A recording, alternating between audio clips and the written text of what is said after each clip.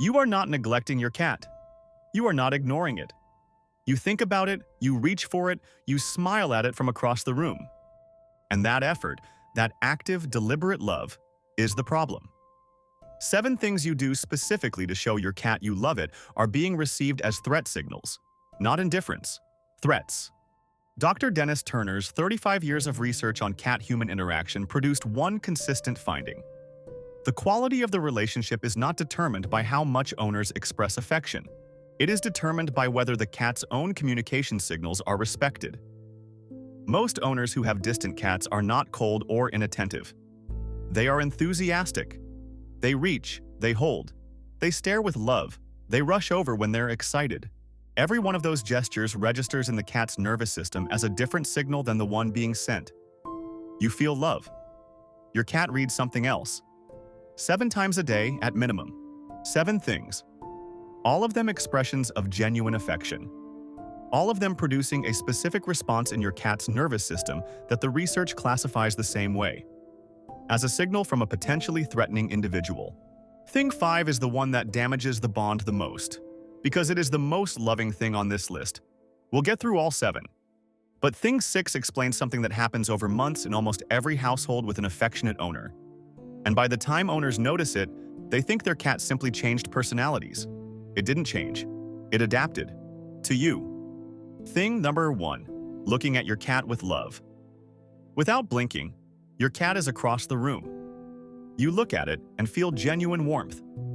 You hold the gaze because you want to. It's a moment of quiet affection.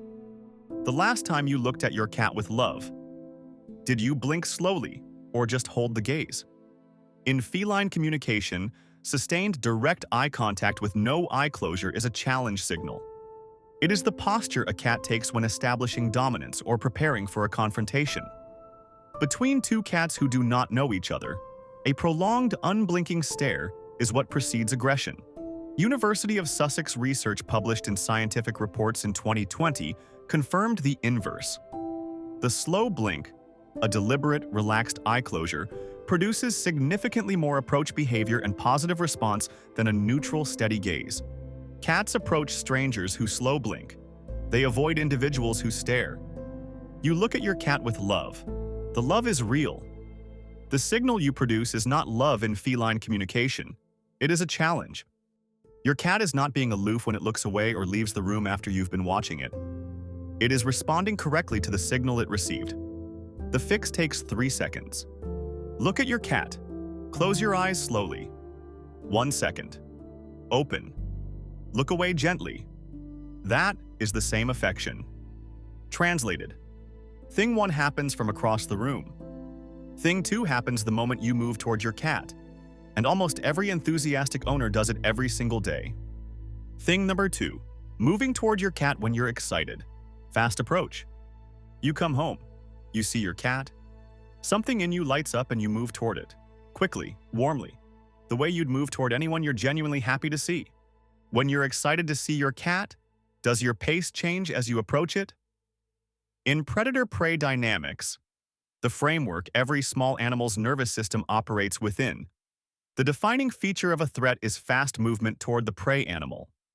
Speed of approach is the primary signal that the nervous system uses to categorize intent. A fast approach is a predator. A slow approach is neutral or investigable. Your cat knows you. Its individual memory system has filed you as safe. But the fear pathway that evaluates approach speed is faster than the individual memory system. The alarm fires before the recognition catches up. Your cat does not flee in full panic, because the recognition arrives within a fraction of a second and overrides. But the fraction of a second of alarm was real, and repeated dozens of times a week, across months and years, it accumulates in the individual memory file as, this individual's excited approach produces a brief alarm response. Arrives slowly, same warmth, different speed. The cat's nervous system receives entirely different information. Subscribe to Plumiq. Every video on this channel documents the gap between what you feel and what your cat receives. Subscribe now before thing 3. Thing number 3. Kissing your cat on the face. Looming as love. Your cat is sitting calmly. You lean down and press your face close to it. maybe your lips to its forehead, maybe your nose to its cheek. It is the most natural gesture of affection available. You do it without thinking. Does your cat stay completely still when you lean your face toward it? Or do you notice the slightest lean back? Your face approaching rapidly from above produces two simultaneous signals in feline sensory processing. First, a large object moving toward the cat's face from a dominant angle, the angle from which predators strike. Second, your breath in its face at close range, carrying your stress hormones, your cortisol from the day, your emotional baseline. Research on feline olfactory sensitivity, including work published in Scientific Reports in 2023, documented that cats process chemical information from human breath and scent within milliseconds of close proximity. The emotional data arrives before the visual recognition resolves. You are leaning down with love. The first thing your cat processes is a large moving object approaching its face from above. The second thing it processes is your chemical signature at maximum intensity. If your emotional state is anything other than completely calm, that chemical data communicates something different from what your gesture intends. The cat that holds still while you kiss its head is not relaxed. It is tolerating. Watch for the lean. Watch for the ear that flickers back. That is your cat doing its best to receive what you're giving while managing the signals that arrived before your intention did. Thing number 4. Keeping your cat on your lap past its signals. The loving override. Your cat came to you. It settled. You are both still and warm, and this is exactly what you wanted. And then it starts to shift, to look away, to flick its tail. And something in you thinks, just a little longer. This is nice. Just a little longer. When your cat signals it wants to leave your lap, do you let it go immediately? Or hold the moment a little longer? Cornell University College of Veterinary Medicine documents petting-induced overstimulation, the neurological threshold beyond which repetitive contact stops registering as pleasant and starts registering as pain. Every signal before the bite is communication, threshold approaching, tail flick, skin ripple, ear rotation, each one directed at you, each one saying, I need to leave now. When you hold the moment past those signals, even gently, even with genuine love, you override a communication your cat made. And the individual memory system files a specific pattern. Interactions with this person sometimes end with my signals being ignored. An individual whose stop signals are consistently disregarded is an individual the nervous system cannot fully relax around. Not because you meant harm, because the data generated by your loving override is the same data generated by any override. Your cat does not file your intention. It files the result. 4 things. All of them love. Thing 5 is the one I said was the most loving thing on this list, and the most damaging. Thing number 5. Picking up your cat to hold it. The most loving thing that reads as constraint. Your cat exists in the same space as you. You want to be closer. You reach down and lift it up, bring it to your chest, hold it against you. This is love made physical. This is the most direct possible expression of how you feel. When you lift your cat, you remove its most fundamental safety mechanism, the ability to leave. Not the ability to fight, not the ability to hide, the ability to leave, the response that has kept this species alive for millions of years in environments where staying meant death. In feline threat assessment, being unable to exit a situation activates the same pathway as physical constraint by a predator. The cat's body does not distinguish between your loving arms and a hold it did not choose. It distinguishes between situations it can leave and situations it cannot. This is what makes thing 5 the most damaging on this list. Not because it is the most harmful individually, because it is the one done most purely from love, most frequently, and with the most certainty that it is the right thing to do. The owner who holds their cat because they love it, who cannot understand why the cat becomes more distant over time, this is often the mechanism. Not cruelty, not neglect. The specific act of loving physical restraint repeated daily, building a file that says, this individual's affection sometimes produces situations I cannot exit. The cat that begins avoiding your reach is not becoming aloof. It is making a calculated adjustment to avoid the constraint that follows. Subscribe to Plumiq. This is the gap nobody talks about, between what you feel and what your cat registers. Subscribe now and share this with someone whose cat pulls away when they reach for it. Thing number 6. Introducing your cat to people you love. Social gifting. A friend comes over, someone you love, and you want to share your cat with them because your cat is wonderful and your friend should know it. You call the cat over. You encourage contact. You feel good about this. When guests arrive, does your cat come to them? Or does it disappear and come back only after they leave? Your cat has registered you as safe through months of accumulated data. Your friend is an unknown individual with no data.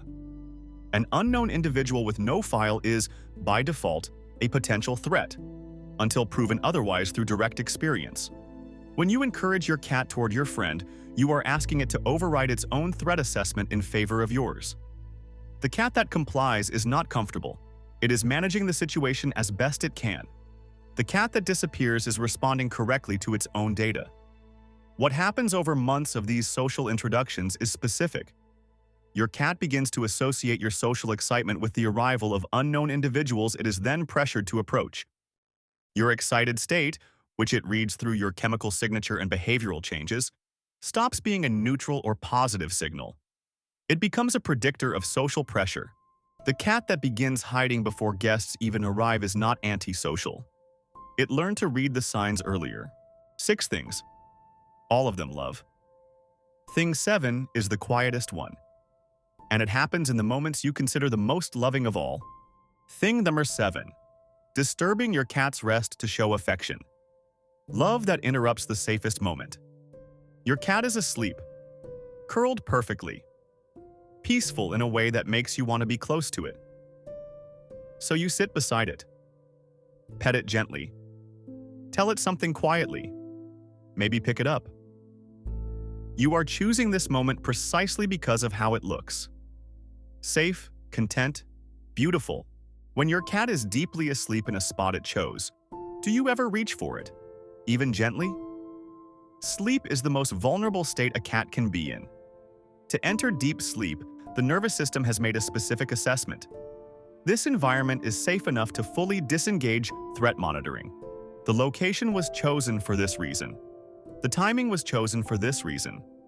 When you disturb that sleep with affection, however gently, you introduce an unpredictable event into the one period where the nervous system had fully lowered its guard. Your cat does not experience your touch as gentle in that moment. It experiences it as, the environment produced an event I did not anticipate while I was at maximum vulnerability. Do this consistently, and the data accumulates. Resting near this person sometimes leads to being disturbed during maximum vulnerability. The response is gradual and almost invisible. Your cat begins selecting rest locations further from your reach. Under the bed. On top of the wardrobe. Behind the sofa. You attribute it to the cat getting more independent. What actually happened is that every gentle, loving interruption of its sleep moved the selected rest location incrementally further from you. The most loving moment you chose, the one where it looked most peaceful, was the one the nervous system was least equipped to receive you in. The most loving thing you can do when your cat is deeply asleep in a spot near you is nothing. Be present. Don't reach. Let the rest happen in your proximity. Over time, that uninterrupted presence is the data that deepens the bond, not the contact. Let it sleep. That is love your cat can actually receive. 7 expressions of love. All of them genuine. All of them producing signals your cat's nervous system was never built to receive as love. The stare without a blink. The fast approach, the face too close, the moment held past the signal, the hold it didn't choose. The social introduction it didn't ask for. The sleep interrupted by your affection. None of it was indifference. All of it was the wrong language. The cat that has been slowly moving further away from you is not becoming independent. It has been responding, correctly, consistently, to the signals it received from someone who loves it very much and never knew what was being sent. Leave a comment. Which of the 7 did you recognize in yourself today? Subscribe to Plumiq. Hit the bell. Because the next video documents the 7 things that take the same amount of effort and produce the exact opposite result. The language your cat was built to receive. Subscribe now.